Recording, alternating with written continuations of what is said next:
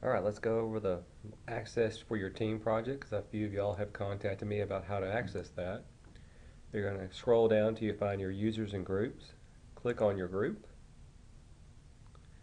Once you access your group, you're going to find one of these names and your name will be in there. So let's click on one of these just so you can kind of see. And give it a minute for it to load.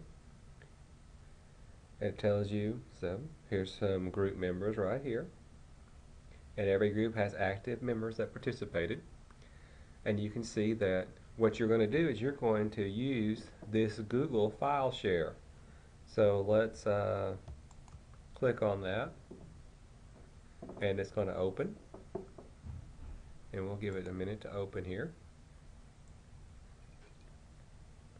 This is a file that I created, and what you're going to do is you're going to decide with your team using your group file share little section there where you can email and communicate with each other.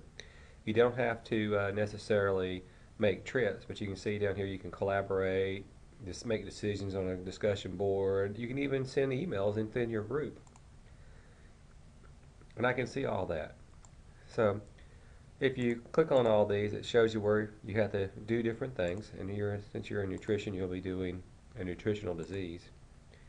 And this project's designed to where if someone doesn't do the work, then no one that does the work gets punished. But you're not allowed to do someone else's work.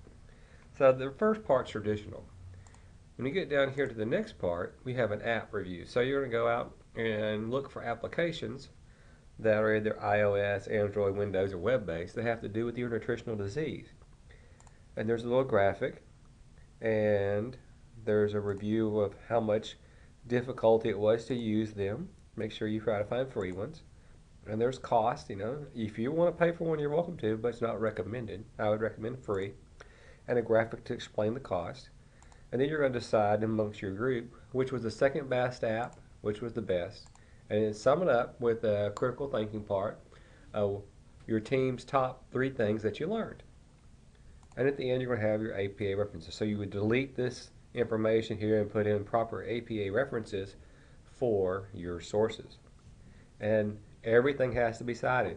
So your images have to be cited unless you took the images, and then you can just cite your name and the date. But these are very, very useful places to find information, the UN, the USA government agencies.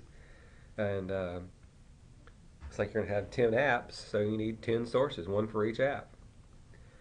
If you have any additional questions, you know how to get in touch with me.